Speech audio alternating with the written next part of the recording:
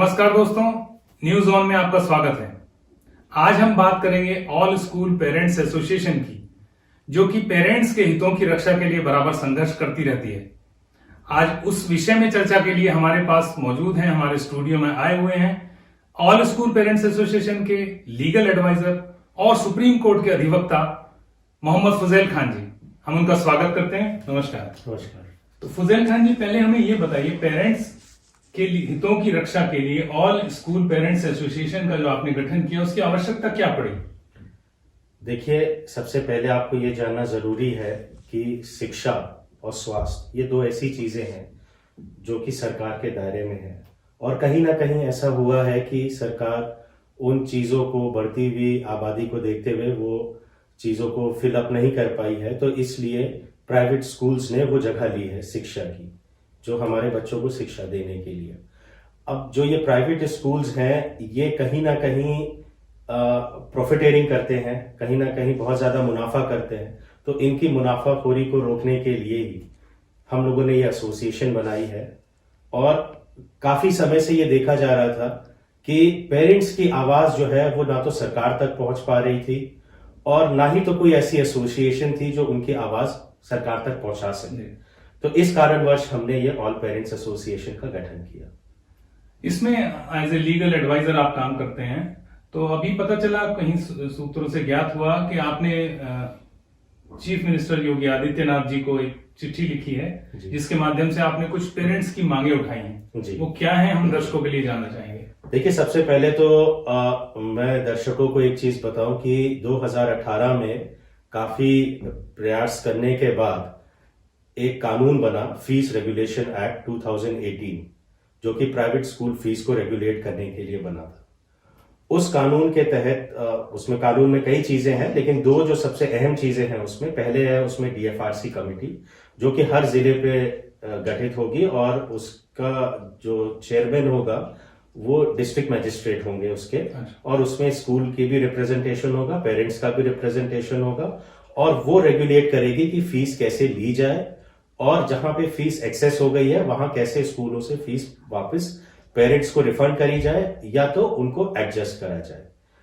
तो इस रिगार्डिंग ये एक्ट बना, और हमारे जिला गाजियाबाद में डीएफआरसी कमेटी काफी इफेक्टिव है, और काफी अच्छी तरीके से उन्होंने कई सारे स्कूल्स पे पेनल्टी भी लगाई है, जिसका ऑर्डर कई सारे स्कूल्स ने अपीलेट अथॉरिटी में, जो कि अंडर द एक्ट है, कहाँ अपील फाइल होगी, तो अपीलेट अथॉरिटी लखनऊ में है, जिसके चेयरमैन रिटायर्ड हाईकोर्ट जज है। तो उसमें वो कमेटी में उन लोगों ने अपनी अपील फाइल करी है। ये तो हो गया इसका बेस। अब जो सवाल आपका था, मैं उसका जवाब दूं कि हमने अभी मुख्यमंत्री जी को एक पत्र लिखा है। उस पत्र में हमने एक डिमांड करी है कि जैसे आप 75% राशि जमा कराते हैं, for example depth recovery appellate tribunal में जाने के लिए, तो वैसे ही हम चाहते हैं कि जब भी स्कूल अपीलेट अथॉरिटी जाए, जो भी उसके खिलाफ राशि, जो भी डीएफआरसी का ऑर्डर है उस पर जो भी राशि है, उसका 75% वो जमा करें, और उसके बाद ही उनकी अपील पे सुनवाई हो। अन्यथा उस डीएफआरसी के ऑर्डर को चैलेंज करने से पेरेंट्स का कोई लाभ नहीं है, और न ही उसमें पेरेंट्स का जो पैसा है वो कहीं ना कहीं सुरक्षित नहीं है। तो हम चाहते हैं कि वो ट्रेजरी में आए या किसी बैंक में डिपॉजिट हो, पर वो सेफ रहे, क्योंकि वो अभिभावकों का पैसा है, वो उनको रिफंड होना चाहिए। आपका कहना यह है कि जो विद्यालय एक्सेसिव फीस ले रहे हैं, ज्यादा फीस ले रहे हैं, आप चाहते हैं उसकी मॉनिटरिंग हो, और अगर वो उसको कहीं आगे अदालत में या कहीं और उसको ऑब्जेक्शन करते हैं उसके खिलाफ, तो उसमें उनको मॉनिटरिंग एक गवर्नमेंट के पास एक असेट अपना देना पड़ेगा, ऐसा आप चाहते हैं? मैं इसको थोड़ा सा और क्लेरिफाई कर दूं। इसके पीछे रीजन ये है कि हम ये नहीं चाहते, हम ये नहीं कहते कि सारे स्कूल्स प्रॉफिटेरिंग कर रहे हैं, पर हाँ, बहुत सारे ऐसे बड़े बड़े स्कूल्स हैं जो पैसा जमा कर हमसे फीस के नाम पे अच्छा पैसा लेते हैं, और वो सुविधाएं ना तो हमारे बच्चों को मिलती हैं, ना तो वहां के टीचिंग स्टाफ को मिलती हैं, और वो उस पैसे से एक और ब्रांच खोल लेते हैं। तो जब हम अपने बच्चे की शिक्षा के लिए एक पैसा दे रहे हैं, तो वो उसकी शिक्षा के इस्तेमाल में आना चाहिए, ना कि आप उससे जमाखोरी करें, पहली चीज। दूसरी चीज ये कि डीएफआरसी का काम सिर्फ फीस को वापस लेना या एक तरफ का नहीं है। उसमें डीएफआरसी में सरकारी अधिकारियों के साथ पेरेंट्स बॉडी एसोसिएशन के भी लोग होते हैं और स्कूल के भी लोग होते हैं। तो वहां पे एक आम चर्चा होती है, वो अपनी बैलेंस शीट देते हैं, उसको बैलेंस शीट को एग्जामिनेशन होता है उसका, और उसके बाद ये पता लगाया जाता है कि आपने कितनी एक्सेसिव फीस ली और आप क्या फीस आगे बढ़ा सकते हैं कि नहीं। क्योंकि अब कम से कम हमारे इस प्रयास का एक फायदा हुआ है कि स्कूल को अगर फीस बढ़ानी होगी उसको डीएफआरसी से परमिशन लेनी होगी। अच्छा। लेकिन अभी ये बहुत, इस लड़ाई में ये एक बहुत ही बल्कि आप कहिए कि एक पहला कदम है, अभी लड़ाई लंबी है। फुजैल खान जी, पहले हमें ये बताइए, पेरेंट्स के हितों की रक्षा के लिए ऑल स्कूल पेरेंट्स एसोसिएशन का जो आपने गठन किया, उसकी आवश्यकता क्या पड़ी?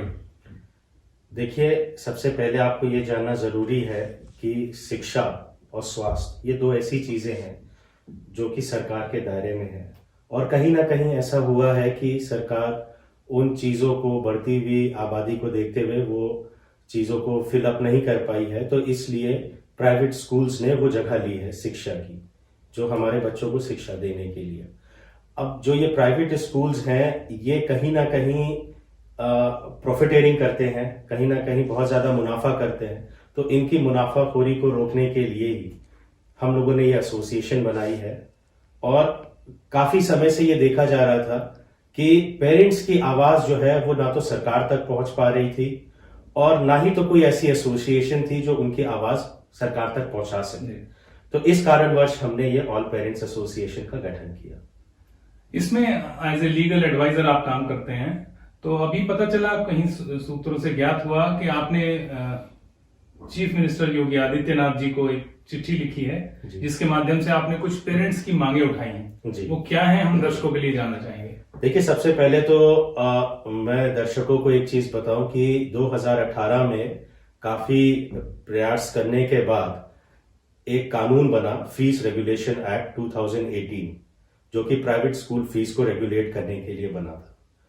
उस कानून के तहत, उसमें कानून में कई चीजें हैं, लेकिन दो जो सबसे अहम चीजें हैं उसमें, पहले है उसमें डीएफआरसी कमेटी, जो कि हर जिले पे गठित होगी और उसका जो चेयरमैन होगा वो डिस्ट्रिक्ट मजिस्ट्रेट होंगे उसके। और उसमें स्कूल की भी रिप्रेजेंटेशन होगा, पेरेंट्स का भी रिप्रेजेंटेशन होगा, और वो रेगुलेट करेगी कि फीस कैसे ली जाए, और जहां पे फीस एक्सेस हो गई है वहां कैसे स्कूलों से फीस वापस पेरेंट्स को रिफंड करी जाए या तो उनको एडजस्ट करा जाए। तो इस रिगार्डिंग ये एक्ट बना, और हमारे जिला गाजियाबाद में डीएफआरसी कमेटी काफी इफेक्टिव है और काफी अच्छी तरीके से उन्होंने कई सारे स्कूल्स पे पेनल्टी भी लगाई है, जिसका ऑर्डर कई सारे स्कूल्स ने अपीलेट अथॉरिटी में, जो कि अंडर द एक्ट है, कहाँ अपील फाइल होगी, तो अपीलेट अथॉरिटी लखनऊ में है, जिसके चेयरमैन रिटायर्ड हाईकोर्ट जज है। तो उसमें वो कमेटी में उन लोगों ने अपनी अपील फाइल करी है। ये तो हो गया इसका बेस। अब जो सवाल आपका था मैं उसका जवाब दूं कि हमने अभी मुख्यमंत्री जी को एक पत्र लिखा है। उस पत्र में हमने एक डिमांड करी है कि जैसे आप 75% राशि जमा कराते हैं, for example depth recovery appellate tribunal में जाने के लिए, तो वैसे ही हम चाहते हैं कि जब भी स्कूल अपीलेट अथॉरिटी जाए, जो भी उसके खिलाफ राशि, जो भी डीएफआरसी का ऑर्डर है उस पर जो भी राशि है उसका 75% वो जमा करें और उसके बाद ही उनकी अपील पे सुनवाई हो। अन्यथा उस डीएफआरसी के ऑर्डर को चैलेंज करने से पेरेंट्स का कोई लाभ नहीं है, और न ही उसमें पेरेंट्स का जो पैसा है वो कहीं ना कहीं सुरक्षित नहीं है।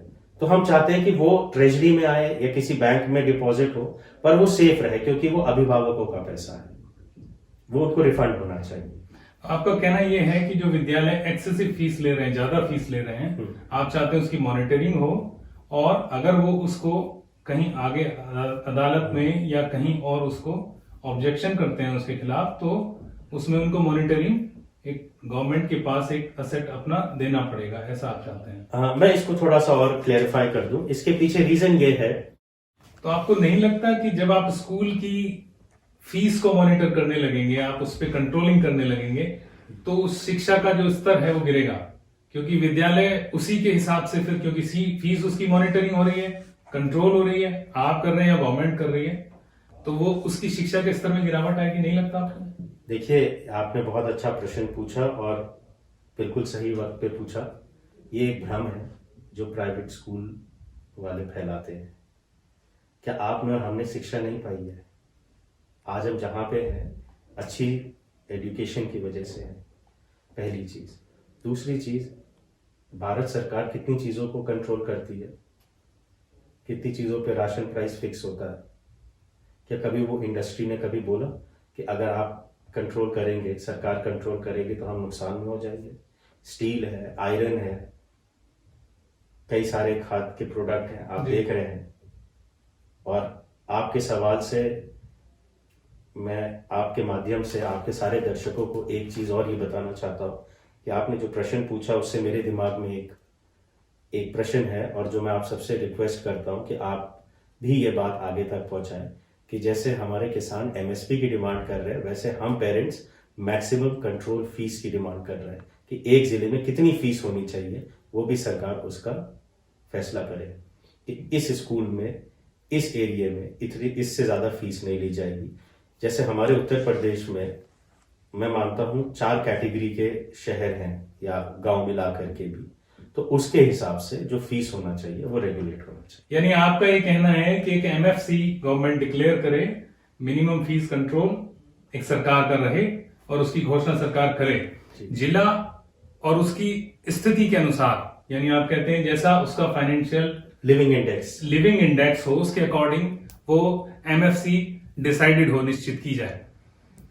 हम बहुत बहुत शुभकामनाओं के साथ एक सवाल मेरा आपसे और भी है जिस आपके चैनल के माध्यम से, कि गांधी का भारत तभी बन सकता है जब हमारा ड्राइवर का बच्चा और हमारा बच्चा एक ही स्कूल में जाए, वो एक ही शिक्षा प्राप्त करे, तभी राइट टू इक्वालिटी आएगा। राइट टू इक्वालिटी और एमएफसी जो आपने एक विषय रखा, दोनों फलीभूत हों। आप इसके लिए लंबा संघर्ष करके आए हैं, आप इस जंग में जीतें। पेरेंट्स के हितों की सुरक्षा करने में आप सहयोगी बन के आगे आते हैं, उसके लिए आपका बहुत बहुत धन्यवाद। हम आशा करते हैं कि आप इसी प्रकार से पेरेंट्स के विषयों को उठाते रहेंगे, हमारा सहयोग आपको सदैव मिलता रहेगा। इन्हीं शुभकामनाओं के साथ आपको बहुत बहुत धन्यवाद। तो मित्रों, ये थी एक चर्चा एमएफ खान जी के साथ, जो कि ऑल स्कूल पेरेंट्स एसोसिएशन के लीगल एडवाइजर हैं और सुप्रीम कोर्ट में अधिवक्ता हैं। आपने हमें बताया कि किस प्रकार all school parents association parents के हितों की रक्षा के लिए संघर्ष कर रही है। आगे भी ऐसे ही किसी विषय के साथ हम आपके साथ आएंगे, चर्चा करेंगे। तब तक के लिए नमस्कार।